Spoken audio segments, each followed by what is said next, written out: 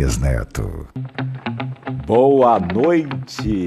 Que alegria imensa estar aqui com você que está em casa, com você que, onde quer que esteja, está nos acompanhando pela rádio Band 101.1 FM e pelas nossas plataformas. Muitíssimo obrigado pela sua audiência. Meu agradecimento especial aos diretores do Grupo Cidade Verde de Comunicação, na pessoa da doutora Michele e de toda a equipe de trabalho. Particularmente, eu agradeço ao Denis, que é o cara que me ligou pela primeira vez para dizer: vem para cá, vem com a gente. E por que nós escolhemos o nome Boa Noite, Elias? Porque nós percebemos que o meu nome permanece na memória afetiva das pessoas. Por exemplo, eu chego no supermercado e encontro sempre alguém que vai dizer: olha, você está fazendo muito falta na televisão. Outros dizem, tem gente que não percebeu que eu deixei a telinha, havia deixado, agora voltei, né? Aí a pessoa diz, manda um alô para mim, eu vejo você todos os dias. E outros dizem, sinceramente, Elias, você está tão jovem e já se aposentou, né? Na verdade, são os ciclos que se fecham e a gente segue novos caminhos, não é mesmo? E agora estou aqui na Band FM com o Boa Noite, Elias Neto. E o nosso cenário? Nossa, o nosso cenário está maravilhoso. Deixa eu trazer aqui mais imagens desta obra de arte do nosso querido Frota e toda a sua equipe, e também com a participação da equipe da TV Cidade Verde, Canal 12, que nós conseguimos trazer esse cenário aqui para vocês. Olha aqui, quantas lembranças, quantas memórias afetivas nós temos por ali, por exemplo, aqui ali, nós temos o edifício Palácio do Comércio. Tem como mostrar ali o Palácio do Comércio, que tem aquela antena, que é o antigo Balança Mas Não Cai. Aquela torre super conhecida lá no centro de Cuiabá, na parte histórica de Cuiabá, torre de telefonia, e tantas outras memórias afetivas que estão aqui no nosso cenário. Olha que interessante é isso. Portanto, estamos com prazer imenso, tenho prazer imenso de estar aqui com você neste momento de retorno à televisão mato-grossense. Muitíssimo obrigado a todos aqueles que me disseram que bom, estava na hora de voltar. Então, é o seguinte, gente.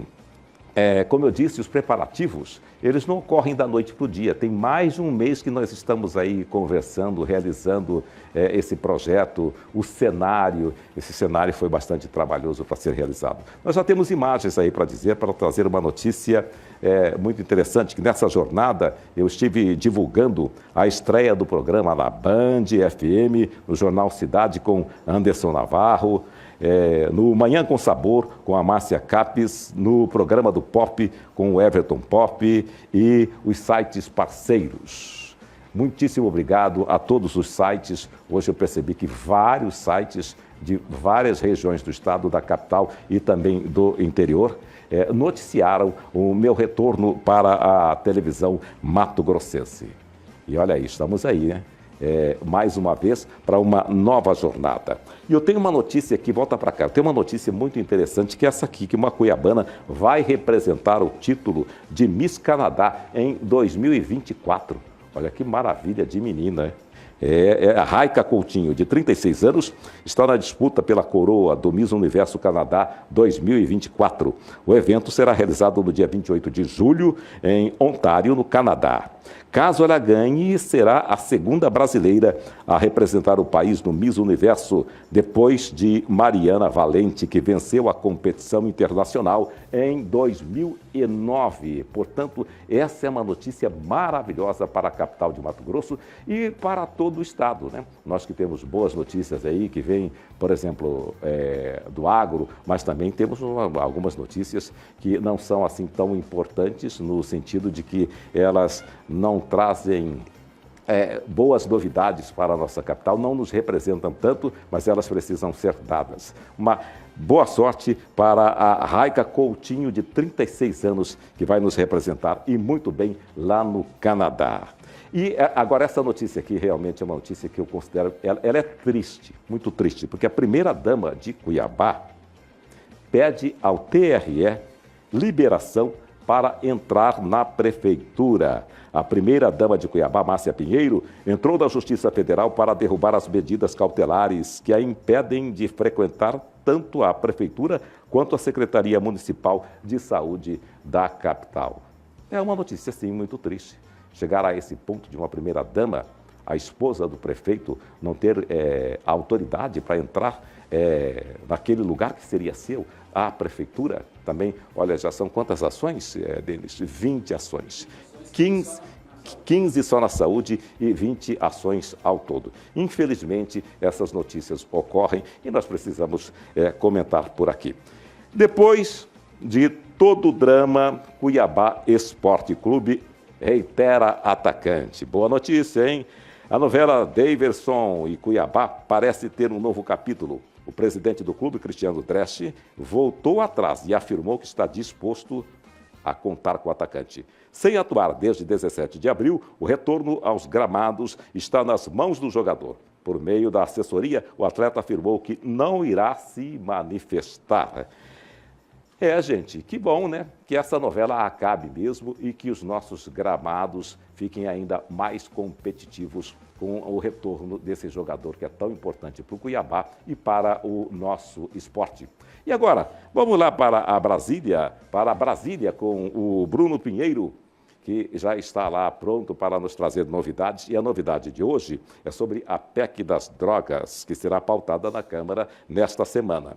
É a proposta de emenda constitucional, a PEC, 45/2023, que criminaliza a posse ou o porte de qualquer quantidade de droga, que será analisada na Comissão de Constituição e Justiça da Câmara dos Deputados na próxima terça-feira, portanto, amanhã. O meu amigo Bruno Pinheiro, o que foi que só você viu? Boa noite. Oi, Elias, ótima noite a você, a quem nos acompanha, uma alegria estar dividindo esse espaço, essa emissora com você também, acompanho de muito tempo, lá de Rondonópolis ainda, quando já assistia numa outra emissora, estivemos juntos na outra emissora e agora aqui na TV Cidade Verde, eu chamo de casa há cerca de 5, 6 anos já que estou aqui e que bom recebê-lo também, junto com toda essa equipe, a gente continua levando muita informação. Amanhã, aqui na Câmara dos Deputados, no Salão Verde, na Comissão de Constituição e Justiça, será analisado então essa PEC, na verdade, que é sobre a criminalização do uso e também a venda de qualquer entorpecente. Se fala muito sobre a maconha, esse é uma resposta, na verdade, para a Suprema Corte, já que no STF também está sendo julgado e houve um pedido de vista, que é quando justamente o ministro alega que é necessário analisar um pouco mais sobre aquele assunto. Então, o Congresso aproveitou justamente essa janela para colocar em votação aqui no Congresso Nacional, foi aprovado no Senado Federal e o relatório veio para a Câmara dos Deputados. Aqui, o deputado Ricardo Salles, ex-ministro do governo de Bolsonaro, já afirmou, conversei com ele hoje um pouco mais cedo, já está garantido que nada será alterado. Qual é a justificativa em não alterar? É justamente para não ser necessário retornar para o Senado. A oposição espera aprovar isso rapidamente aqui no Congresso Nacional. Gera repercussão pelo seguinte, porque se não é autorizado o uso, o consumo, também não tem como autorizar essa revenda, porque se autoriza o consumo, onde que esse consumidor vai comprar esse entorpecente? É um assunto que divide opiniões, inclusive nas redes sociais. Quem acompanha esse assunto gera muita discussão e amanhã será colocado na Comissão de Constituição e Justiça, antes de ser analisado aqui no plenário Ulisses Guimarães. Bom, acompanhar qual será o resultado é uma comissão muito importante, vai começar às 2h30, então reservado somente para analisar este assunto e na sequência vem para o plenário da Câmara dos Deputados. Aliados do governo federal acham que não tem que ser colocado como uma criminalização e que tem que ser liberado. Já aliados da oposição acham que tem que ser a criminalização 100%. O resultado, vamos ver o que vai acontecer. A expectativa é que se repita o resultado lá do Senado Federal, que é a aprovação da criminalização do porte e da posse também de qualquer entorpecente. Elias. Ou seja, me parece que aí da Câmara está tudo certo, né? Para amanhã.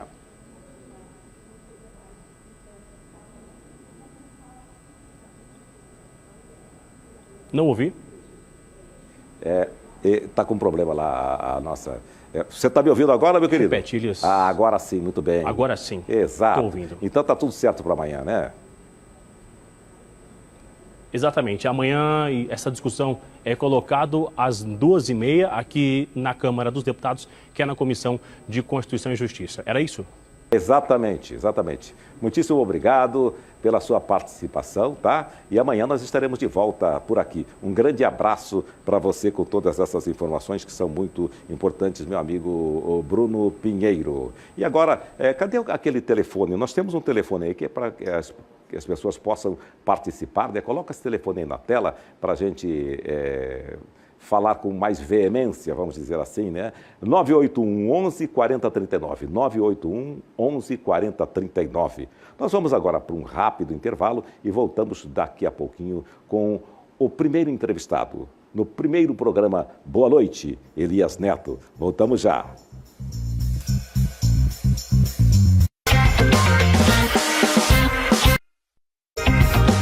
Estamos de volta com Boa Noite, Elias Neto, nesse cenário magnífico, maravilhoso, né? Agora na posição que eu estou, dá para eu ver melhor ali. Realmente ficou muito bonito, gente. Parabéns aí a toda a equipe, sensacional.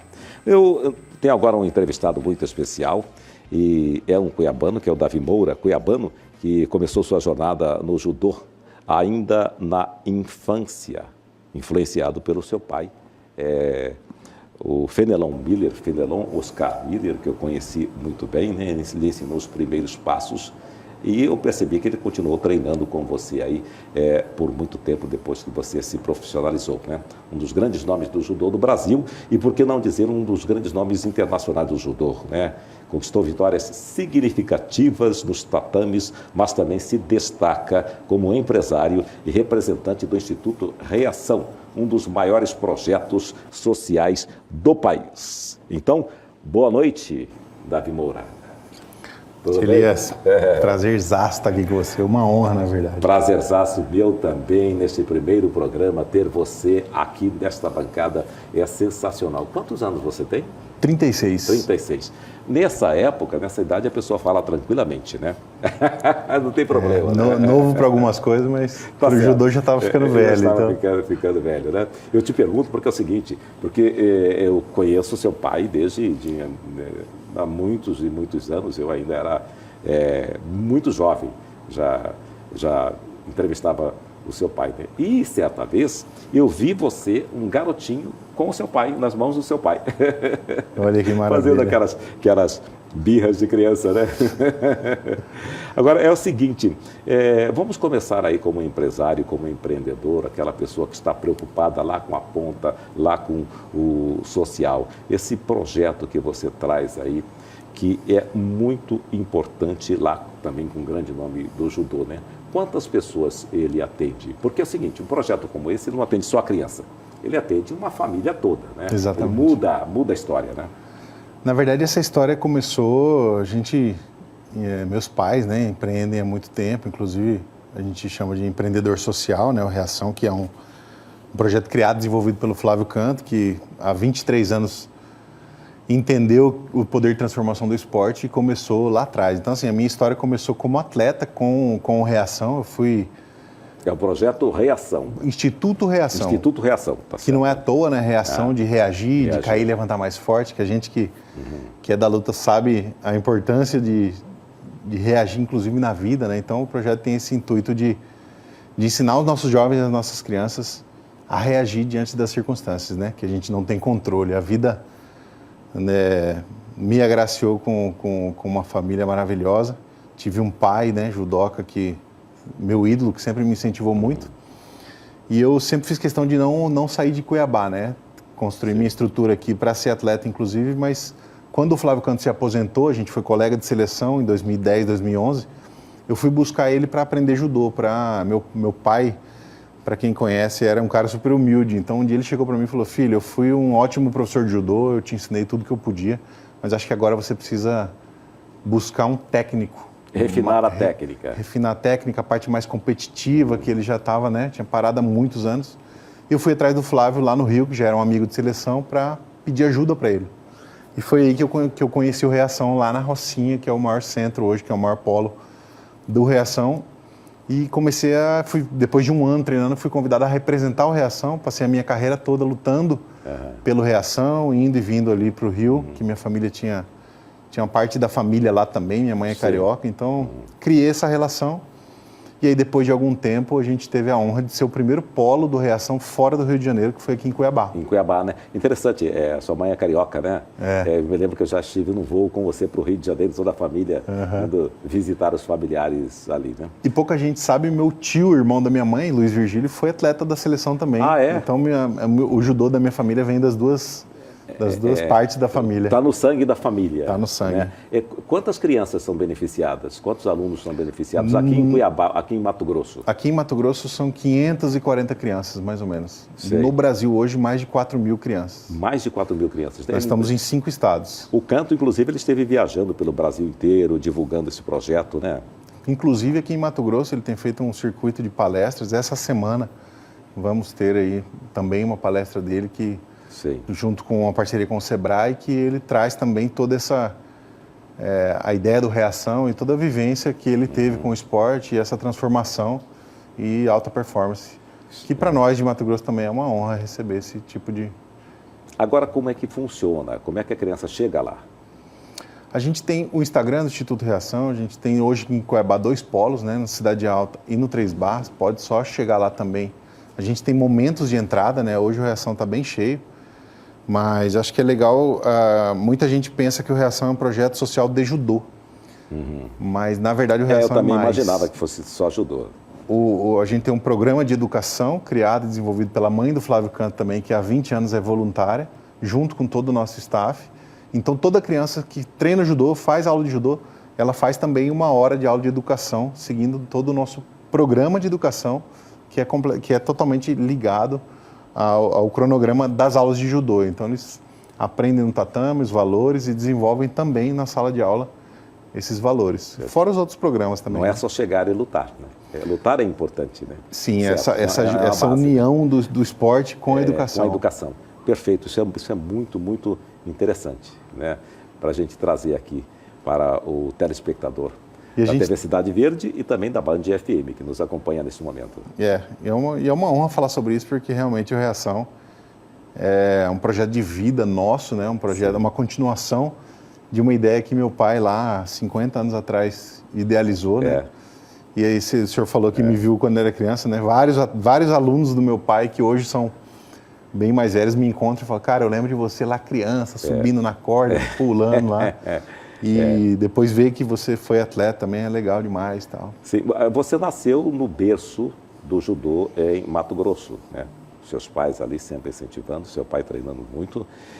Mas aí você entrou para o profissional com 18 anos de idade, né? Isso. Por que você esperou esse tempo todo, né?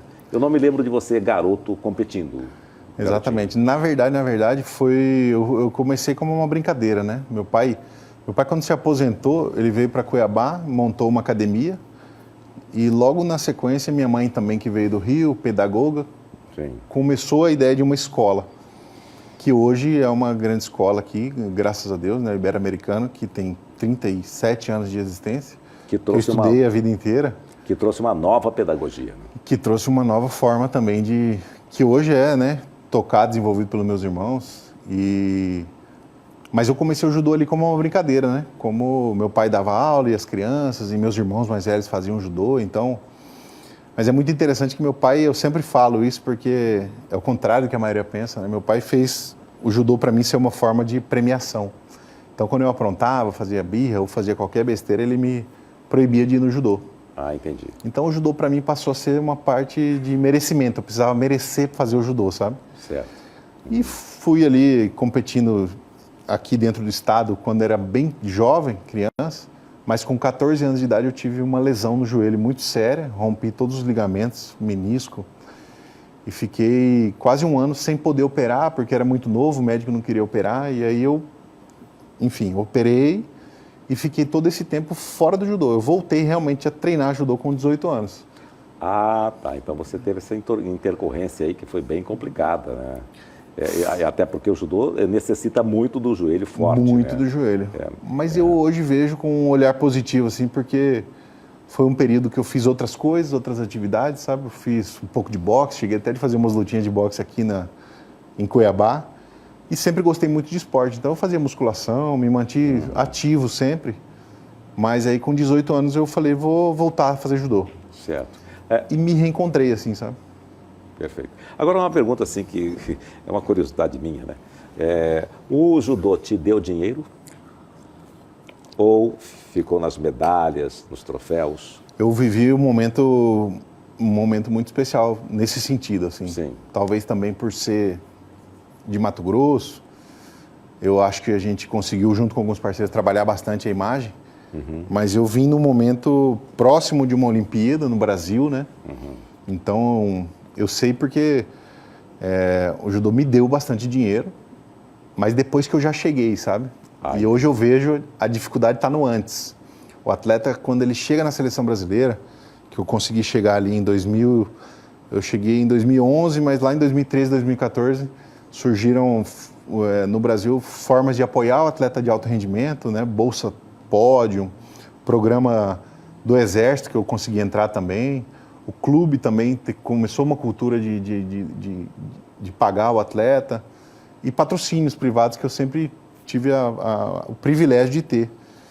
E então eu consegui fazer um pé de meia bem legal, consegui fazer bons investimentos também, porque a gente sabe que a carreira do atleta tem fim, né? Sim. E eu consegui, não é dinheiro, né, igual jogador de futebol, mas eu tive o privilégio e chega num momento também que você não precisa mais pagar as viagens, não tem tanto custo mais com a própria carreira como normalmente esportes não olímpicos, que tem essa dificuldade, e a gente vê hoje essa dificuldade aqui em Mato Grosso principalmente. Mas, de certa forma, então, a situação continua um pouco complicada para aquele lutador lá da periferia, aquele que realmente... Muito. Ela é muito complicada. Como você disse, o complicado é chegar lá, né? Você conseguiu algo depois que você chegou lá, né? Como chegar lá? Então, eu tive o privilégio de ter uma família que me apoiava, inclusive financeiramente, né? Com condições de fazer investimentos que eu precisava para me desenvolver como atleta. Então, até no início mesmo, ali, depois de entrar na seleção, você, não sendo os primeiros da seleção, hoje a seleção trabalha com 3 atletas. Na época eu entrei ali como 4º atleta, uma promessa, mas minha família bancou bastante coisa, bastante viagem para eu conseguir evoluir, subir no ranking. E aí minha vida mudou bastante quando eu fui campeão dos Jogos Pan-Americanos, em 2015. 2015. E aí eu fiquei ali durante 6, 7 anos, até me aposentar, bem tranquilo com relação a isso. Além dos Jogos Pan-Americanos, quantas medalhas, quantos troféus você trouxe para casa? A última vez que eu vi lá no site, lá, eu nem me lembro de Perdi todas. as contas? Mas foram 47 medalhas oficiais, né? Sim. De Grand Slam foram 12 ou 13, mas as principais, assim, que para mim foram mais marcantes, que era o meu sonho, assim, foi o vice-campeonato mundial, em 2017, que eu consegui ganhar uma medalha em campeonato mundial, que, assim, para quem está em casa ter uma noção, na história do Brasil todo, desde o início, desde a época do meu pai, são 3 atletas que têm medalha em campeonato mundial, no peso pesado, no Brasil todo. É você? Eu, Rafael Silva e o João Gabriel Schlitter. 3 atletas apenas, né? Isso demonstra que a dificuldade que realmente... Na nossa categoria, né? Exatamente. É muito grande, né? Você é peso absoluto? Peso pesado, acima de 100 quilos. Acima de 100 quilos. Né? Como fazer, o que se pode fazer para mudar um pouco essa consciência? Porque fala-se, o Brasil, claro, eu adoro o futebol, o Brasil é o país do futebol. Me parece que o futebol tem mais apoio, se bem que quando você vê a garotada tentando chegar em algum clube, é muito complicado, né? Mas nos outros esportes, como judô, karatê, eu pratico karatê, capoeira, entre outros, a situação se complica ainda mais. Como mudar essa mentalidade sobre todos os aspectos? Então, em primeiro lugar, eu acho que a gente sofre um pouquinho também no Brasil de entender as diferenças, né? Tem esporte olímpico, esporte não olímpico, e os não olímpicos sempre sofrem mais, né? por ter várias federações, várias confederações, mas eu acredito que hoje no estado de Mato Grosso a gente tem suprido vários pontos que o atleta sofre, né? Sim. Hoje nós temos Bolsa Atleta, são mais de 400 atletas contemplados com Bolsa Atleta, passagens aéreas, transporte, ônibus. Acho que a maior dificuldade hoje do atleta iniciante é chegar nas competições, que normalmente são nos grandes centros, nos estados mais afastados, e a gente vê essa dificuldade, a gente tenta suprir essa dificuldade para que o atleta, em primeiro lugar, tenha a oportunidade de competir com os grandes nomes do Brasil e ter a chance de chegar nesse lugar em que aí sim a confederação vai abraçar ele e investir nele. A situação muda completamente, né? Completamente. Mas ainda assim é uma situação um pouco preocupante, né? Olha, o telefone é o 981 11 40 39, você pode participar, inclusive mandar as suas perguntas e também fazer os seus elogios, a gente agradece muito os elogios, né? Claro, pode também dar sugestões, né? Para a gente crescer neste programa. Agora, Davi, o negócio é o seguinte, e como empresário, né? Qual o incentivo que você oferece para os novos atletas? Olha, a gente, na verdade, assim, é complicado falar sobre isso porque a gente tem no Reação o Instituto, um braço do Reação, que é o Reação Olímpico, e quando eu era atleta ainda, consegui trazer vários atletas para morar aqui em Cuiabá para me ajudar, né? Então, Sim. hoje a gente tem um time aí de 10, 12 atletas que são profissionais, são pagos pelo Instituto, e a gente tem a facilidade de ter um colégio que tem um restaurante, que tem academia, a gente montou, né, academia de judô e de musculação. Então eu consegui criar uma estrutura praticamente sozinho, com o apoio da minha família ali, para que esses atletas pudessem sonhar. E aí quando eu me aposentei, a gente continuou esse projeto. Inclusive a gente tem um menino chamado Cristi Miranda, que esse fim de semana lá na Áustria acabou de ficar em segundo lugar numa Copa Europeia, que é um possível futuro medalhista olímpico, que a gente aposta aí bastante, que é um moleque que tem muito futuro. Lá do CPA, começou a ajudar com a gente, com o Elton Bezerra, e hoje está ganhando o mundo. Então, estou contando isso porque não é fácil, mas a gente consegue agora, já com uma segunda geração, né, depois da minha vinda, muito com o apoio do Estado também, é um atleta bolsista e hoje está ganhando o mundo aí na base do judô mundial. Provavelmente, se Deus quiser, vai para o Campeonato Mundial de Júnior e aí ele começa a entrar nesse patamar onde a seleção brasileira começa a investir nele, começa a ver potencial. Então, é um exemplo do que a gente tem conseguido fazer e apoiar, a ideia é fazer isso em todos os esportes, né? Mas quando a gente começa a acertar um aqui, um ali, a gente vê que o alto rendimento é muito difícil, né? Porque Sim. não tem certeza de nada. Mas eu fico muito feliz e orgulhoso de ver que está funcionando e dando certo. Agora, vale a pena mesmo você ver aquela garotada treinando o judô, né? Não que a pessoa venha a ser um campeão ou algo nesse sentido, né? Eu participo de vez em quando de projetos sociais no Karatê, eu vejo toda aquela garotada assim numa quadra, num lugar que assim, desprovido às vezes, de condições para treinar, mas elas estão ali treinando e mudando a vida delas e de suas famílias, né? Para sempre, né? Que é o mais. E assim, eu sou suspeito, mas a luta, né? O karatê do, o judô, quando tem esse do no final da palavra, significa para a galera que está em casa que tem a filosofia, né? E a luta ensina muito diariamente, né? Valores para essas crianças que a gente, quando vê isso, percebe que são valores que a criança só aprenderia ali, provavelmente não teria, né, outra oportunidade no seu bairro, onde mora.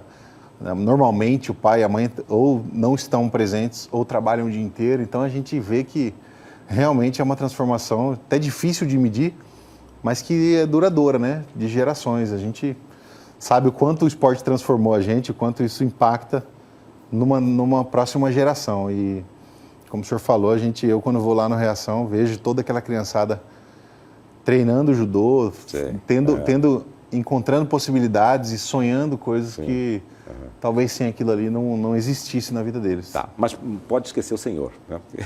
Sim, senhor. Sim, senhor. Sim, senhor, né? Sim, senhor, majestade, né? Interessante isso, né? Agora, você atua também em outros ramos, né? Você no setor de energia, setor energético. Como é que é esse seu trabalho? Então, você continua nessa labuta, né? Fazendo aqui, ali e segue a vida, né?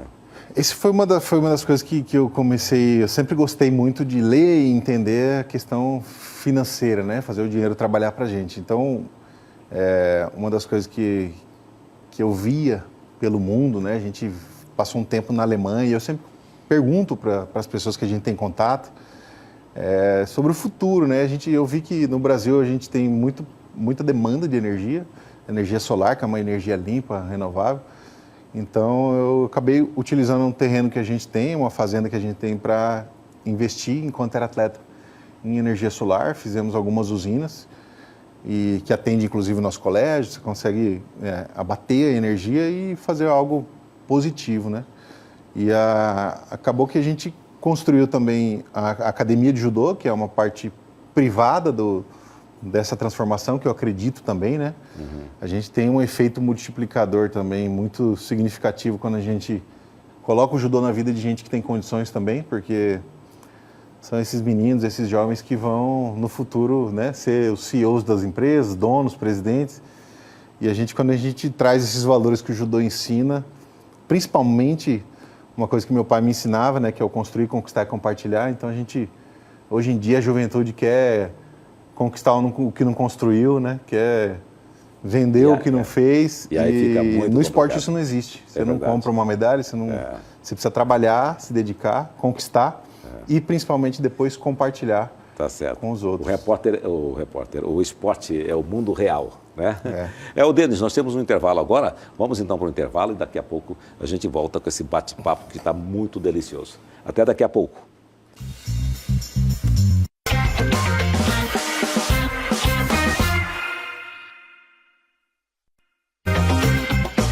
Estamos de volta com Boa Noite, Elias Neto. Estamos com aqui uma entrevista muito especial, Davi Moura, esse campeão da vida, campeão do judô, e que nos traz aqui esse momento bastante interessante, falando um pouco da sua história. Eu que conheci, inclusive, conheço a sua família, né? Estava falando da sua vida enquanto empresário e tudo isso, né?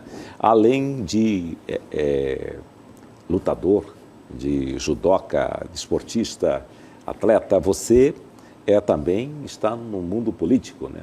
Você é o secretário adjunto de esporte em Mato Grosso, né? Sim. E qual que é a diferença quando você chega lá? Até nós estávamos falando sobre recursos para o esporte, né? E você trabalha ali no setor que vê muito essas questões, né? Qual que é a diferença? É muito gritante, você está ali no tatame, você está como empresário e depois entra para a vida, de certa forma, a vida política partidária.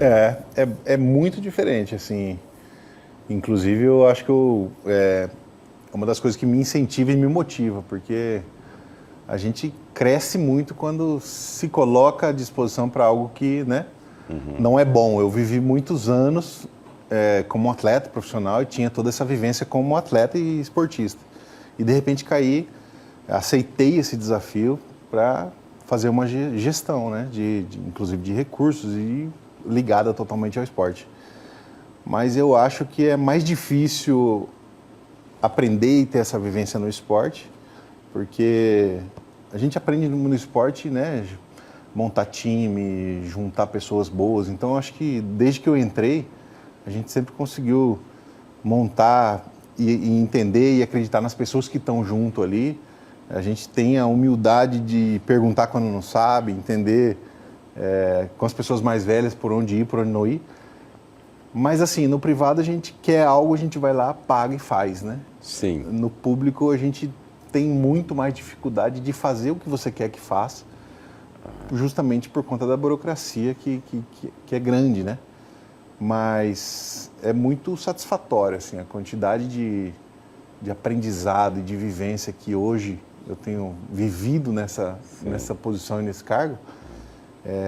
E, obviamente, quando a gente vê a transformação no final, né? que a gente tem feito um grande esforço para atender desde o alto rendimento, né, os técnicos, as federações, um apoio para o esporte se desenvolver no estado inteiro. Quando a gente vê isso acontecendo, é realmente maravilhoso. E hoje a gente consegue atender, inclusive, o social com os programas. Eu sei disso. Eu trabalho, presto serviço para a CUFA, por exemplo. De vez em quando a gente está lá em busca de recursos. Vocês nos atendem muitíssimo, muitíssimo bem. Agora, trabalha-se com um número infinito de pessoas, né? Pessoas com pensamentos diferentes, interesses diferentes, né? Torna-se muito complicado esse momento? A gente trabalha e a gente atende 142 municípios, né? Muita gente tem dificuldade de entender isso. E mais de 40 federações. E, como o senhor falou, cada uma buscando naturalmente seus interesses. Então, a gente tem que ter essa visão ampla e estratégica de como realmente investir, né? Com eficiência, com cuidado, o dinheiro público e para onde ir, né? Eu acho que essa é uma característica dessa nossa gestão que tem feito, na minha opinião, investimentos assertivos. Claro que a gente pode sempre melhorar, mas a visão que eu tive de atleta, inclusive morando aqui no estado, né, eu nunca tive um Bolsa Atleta, nunca tive, mesmo competindo no alto nível, nunca tive uma passagem aérea. E hoje, trabalhando inclusive com o social, a gente vê que muitos e muitos atletas não vão para um campeonato brasileiro, não vão para uma competição, porque não tem a passagem aérea para ir, tem que ficar muitas vezes fazendo, né, rifa, vendendo coisas no sinal. E hoje a gente não vê isso mais no estado de Mato Grosso. Um atleta que conseguiu um título nacional, que tem um nível no esporte olímpico, consegue ter o Bolsa Atleta e o apoio, e através da federação também apoio para as competições e para as viagens. Então, eu acho que a gente tem sido, graças a Deus e graças ao apoio que a gente tem do governador Mauro Mendes, esse privilégio de viver um momento que o estado vive, não só de crescimento no esporte, mas em todas as áreas, e o esporte acompanhando esse crescimento, esse boom que o estado vive. No esporte também a gente pode dizer que tem vivido isso. Que é uma nova economia, vamos dizer assim, né? Sem dúvida nenhuma. Né? Ela gera receita também para o estado, de certa forma, né? Assim como a cultura, enfim, isso é muito interessante. Você tem filhos? Tenho. Tem quantos filhos? Tem o João, de 6 anos, que já é judoquinha. Ah, sim. E a Maria, que fez 8 meses ontem, que também é uma pecinha. Não sei se vai ser judoca, mas... Mas que já vestiu um kimonozinho, né? Ela ainda não, a mãe está segurando, mas eu acho que ela vai ser um peso pesado. Que exemplo que você quer deixar para os seus filhos? Olha, eu inclusive falo bastante com meu filho, né? Porque hoje eu trabalho bastante e eu passei a vida inteira viajando. Então, quando eu me aposentei, eu falei, bom, agora eu vou sossegar, vou ficar mais em casa, né? Graças a Deus, a minha esposa, Mayra, é sensacional, me apoia incondicionalmente, mas essa tem paciência, né? Porque eu passava 6 meses da minha vida viajando pelo mundo, treinamentos, competições. Aí você já era casado? Já era casado, casei em 2017, sim. Mas já conheci a minha esposa, estou com ela há 16 anos. Sim. Graças a Deus. Mas ela me apoia incondicionalmente e hoje a minha profissão exige, né, que eu viaje o estado inteiro para ver, conhecer, são eventos. O esporte acontece no final de semana, então a gente trabalha a semana inteira e muitas vezes no final de semana está viajando. Mas esse fim de semana eu fui para Comodoro, uns jogos escolares que a gente estava realizando lá. E eu fiquei na fazenda com meu filho falou, pai, por que o senhor viaja toda hora, né? E aí eu falei, filho, o papai está hoje num momento que ele pode ajudar crianças que não têm o que você tem. Pode ajudar jovens do estado inteiro a ter condições de praticar um esporte que você tem. Então, assim, você falou de exemplo, eu acho que eu aprendi com meu pai que a gente é feliz quando serve. E hoje eu não precisaria estar nessa posição a não ser pelo propósito de servir. Então, eu acho que se meu filho entender isso e levar isso para a vida dele, acho que já vai ser algo bem legal. Exatamente. Legal. Aí, uma belíssima resposta, né, para o seu filho, né? As crianças nos trazem algumas dúvidas, né? Que às vezes nos pegam assim no contrapé mesmo, a gente fica com uma dificuldade imensa para responder, né? Mas e a gente está sempre aprendendo com elas, né? Você falou na sua esposa, ela também luta? Não, minha esposa não, ela luta fora do tatame. Sim, é igual a minha mãe, nunca lutou, mas acho que sofre mais do que quem luta, assim. Meu pai, né? que era atleta, entendia muito mais, né? Sim. Entendi, inclusive, assim, as vitórias, a derrota, né? Aquela tensão de vai para a competição, não vai ser convocado ou não. Quem não vive aquilo, quem não sabe, sofre um pouquinho mais, porque acha que... Mas eu tive, assim, o privilégio de ter dentro da família sempre o apoio incondicional, que a gente está falando sobre isso, né? Nem todo atleta tem isso dentro de casa, às vezes o pai e a mãe, talvez por não ter ainda conseguido chegar em algum lugar, fala, pô, você tem que trabalhar, ajudar aqui em casa, isso é uma barreira cultural que a gente vive. Você falou que, de repente, a pessoa que está de fora, que está acompanhando, apoiando, sofre um pouco mais, que é o caso da sua esposa, né? Isso me lembra uma imagem que foi emblemática, que foi quando o Maguila perdeu a luta para Evander Holyfield. Aquele cruzado foi terrível, né? E a esposa dele sempre o acompanhava, né? A fisionomia daquela pessoa, da esposa parada, ali estática, olhando aquela situação, porque ele ficou numa situação bem complicada, né? Então eu imagino assim, como que deve ser você lá no meio, lutando, e a pessoa lá do lado de fora, né?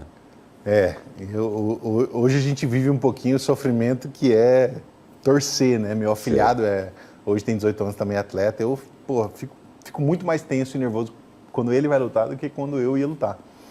A gente se acostuma, mas a torcida também, principalmente de quem a gente torce muito, é cansativo, é difícil, né? E normalmente a minha família acordava de madrugada, a gente via aqueles vídeos e todo mundo gritando, sofrendo, e eu lembro de ver as filmagens, assim, meu pai tranquilo lá. Meu pai era um cara muito zen, né? Isso me ajudava muito também. Eu ligava às vezes para casa, pô, perdi, que droga, pá. Ele super tranquilo. E meu pai, não, fica tranquilo. Precisa de hora de voo, igual piloto de avião. Eu me lembro dele cultivando a horta dele lá em Chapada dos Guimarães. Um dia ele me disse assim, Elias, é o seguinte, depois de uma certa idade, o canteiro não pode ficar no chão, tem que ficar nessa altura aqui assim, que aí fica bem tranquilo, você preserva a coluna. E realmente, né? Depois de uma certa idade, tem que ficar na altura do peito, porque aí fica super, super tranquilo. Você se diverte? Como é que você se diverte? Me divirto bastante. Mas assim, por exemplo, que tipo de música que você curte? Música? Eu não sou muito de música, eu gosto... Não. Hoje em dia, assim, até com o tempo, né? O tempo que me sobra, eu ouço bastante podcast, que eu acho que é uma forma de a gente... aprender e desenvolver assuntos que acho que são mais informais, né? Igual como esse programa aqui, acho que as pessoas que assistem, ao mesmo tempo que estão aprendendo, estão se divertindo. Isso eu acho muito legal.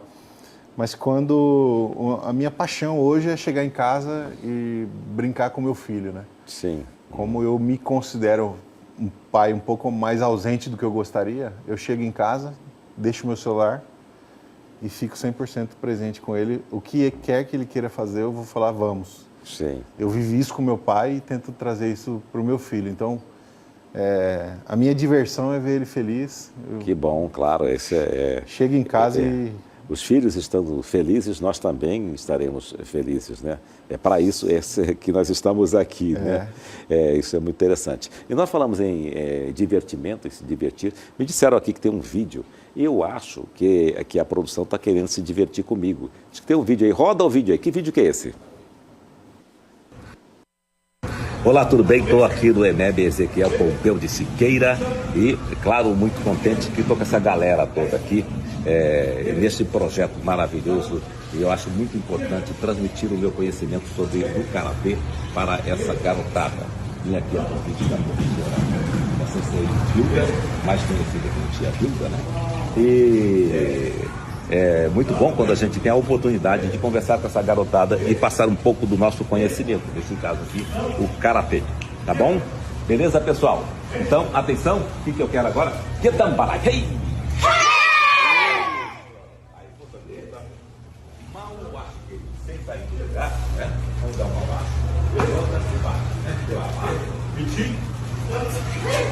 Cai na frente e volta. Aí. Li. Bateu. Volta. Sam. Volta. Chi. Volta. Aí, agora atenção. É uma meia lua. Presta atenção. É uma meia lua. Não pode ser assim. Não, aí fica uma mistura de Marigueri com Mauaciqueiro. É uma meia lua. Vamos dizer assim, fala-se muito hoje chute rotado.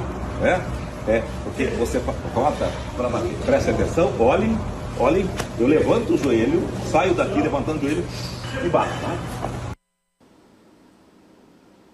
E você participa de projetos assim, de vez em quando eu vou nesses projetos, dar essas aulas assim e tal, e eu saio de lá muito gratificado, saio renovado, sabe? Que aí eu penso assim, puxa vida, que legal, né? Que oportunidade que eu tive. Sensacional. E a gente, como você disse, ter oportunidade, eu sempre que posso também visito outros projetos, né? De judô, de jiu-jitsu principalmente. Inclusive, é numa escola que a gente já foi, né? A gente, do sensei... Zé Humberto. A gente fez uma entrega lá do material do Pontos do Esporte para essa criançada. Exatamente. E esses são momentos que a gente vê que é sensacional a gente poder fazer parte disso, né? Que na verdade é uma conexão, a gente conseguir estar como no poder público fazendo a diferença lá na ponta, né? Numa quadra de uma escola, a criança que não teria o kimono hoje está ali com o kimono, e o qual seria o impacto disso na vida desse jovem. Como você disse, a gente se sente preenchido com esse tipo de ação. Né? Tem um projeto aí que é da tia Vilda, né? Uhum. E, assim, inicialmente parece ser impossível, mas a tia Vilda, antes de ser karateca, ela foi da Orquestra Sinfônica de Minas Gerais, e aí ela tocou lá com o maestro Isaac Karabchevsky, né? Então ela tem um conhecimento muito grande. Ela conseguiu juntar uma coisa que eu achava que era impossível, a música e o karatê. Olha que bacana, né? Aí ela chama o projeto de Musican, criou uma orquestra. E as pessoas estão lá de kimono e tocando música clássica, aquela coisa. É muito interessante. Você tem medo? Bastante. Bastante? O que mais te assusta? As pessoas, assustar e medo são coisas diferentes. São coisas diferentes, né?